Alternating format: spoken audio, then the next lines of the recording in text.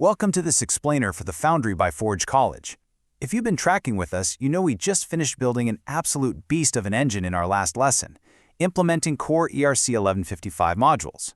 The code is written, our endpoints are perfectly mapped, and honestly, we're feeling like absolute geniuses right now.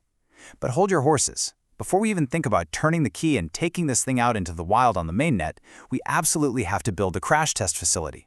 Because, well, spoiler alert, our code probably isn't perfect yet. Today we're taking all those grand architectural assertions and converting them into a totally ironclad automated test suite.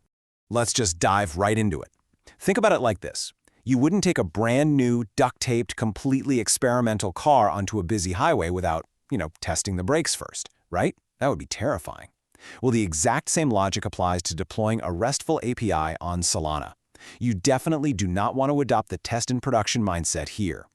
See, in the Web 2 world, a bug might just mean a user hits a slightly annoying 404 error page. But in Web 3, a simple typo or an accidentally leaked key can literally drain your project's entire treasury in a matter of seconds.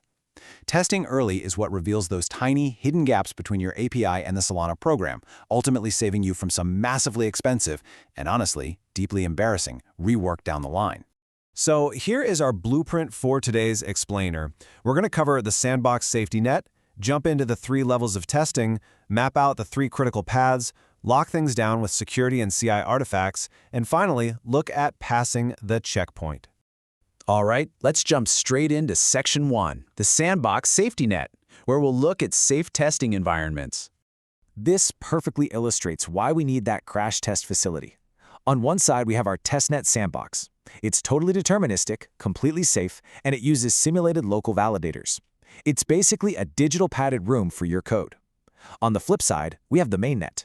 Mainnet is a live, chaotic beast of a network where millions of transactions are firing off, and every single mistake costs you real soul. We isolate our API in that sandbox so we can mock our remote procedure calls, our RPCs, in total safety. Essentially, we are building a highly controlled laboratory environment so we can avoid playing a very expensive game of financial Russian roulette on a live blockchain. Now, to actually build this safety net, we need the right engineering toolkit. First, we initialize our test runner with Node.js and Jest.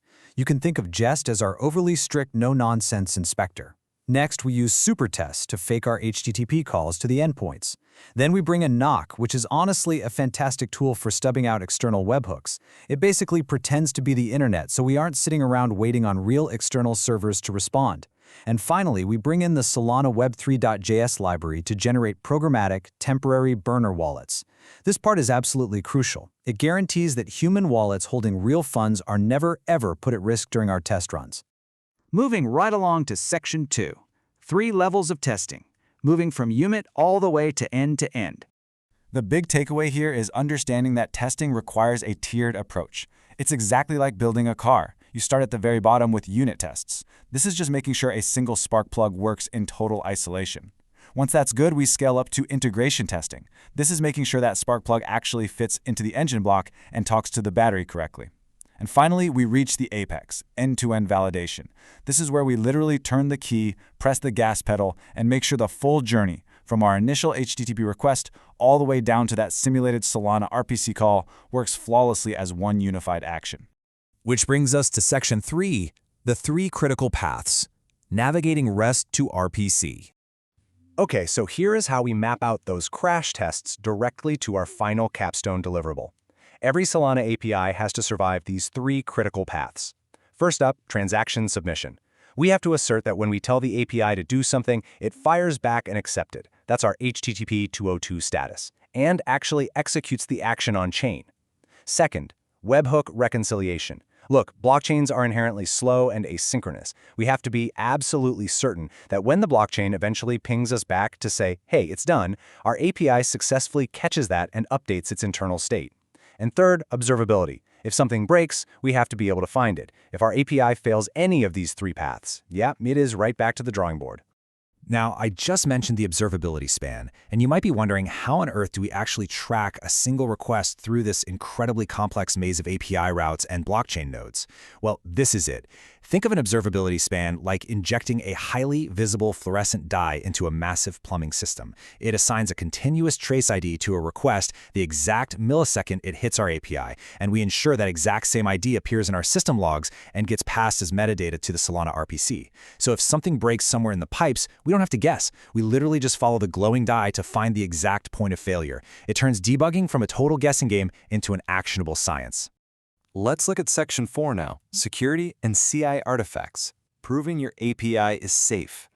So, a CI artifact, or continuous integration artifact, is simply the automated, cold hard proof that your tests actually passed. In Web3, we absolutely cannot rely on a developer just crossing their fingers and saying, well, it looked good on my local machine. A CI artifact is a machine-readable file that tells your deployment pipeline whether it's safe to proceed. Picture your deployment pipeline as a massive, completely unbribable bouncer at a nightclub. It consumes this artifact data, and if even one single test failed, that bouncer acts like a brick wall, entirely blocking your code from moving anywhere near a live production environment. And part of those artifacts must ruthlessly enforce our strict security checklist. This means verifying that our authentication headers are correctly rejecting bad actors right at the door. But critically, and I really can't stress this enough, it means ensuring our logs contain absolutely no secret material. Because let me tell you, accidentally leaking a private key or API secret into a plain text log file isn't just a bad day at the office. It's the kind of day that ends up on the front page of crypto Twitter with thousands of people pointing and laughing at you. Our automated tests absolutely must verify that our logs are completely sanitized before anything gets deployed. All right, moving to our final section, Section 5. Passing the checkpoint, the green light to deploy.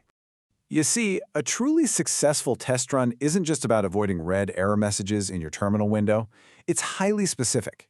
It means our test runner cleanly finishes and exits with a system code of 0, which is basically universal computer speak for nothing blew up.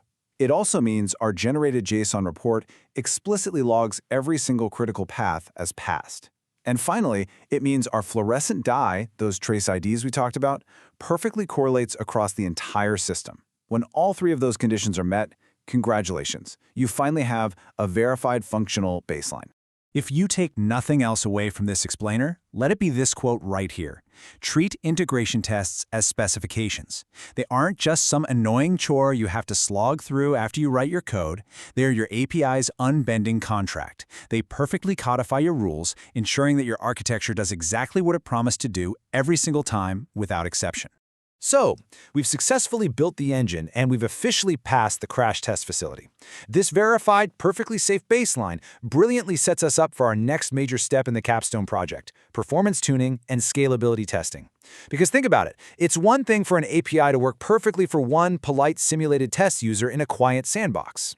But it leaves us with one massive, lingering question. What happens to this flawless engine when 10,000 chaotic users hit it at the exact same millisecond? Will it stand tall, or is it going to melt straight to the ground?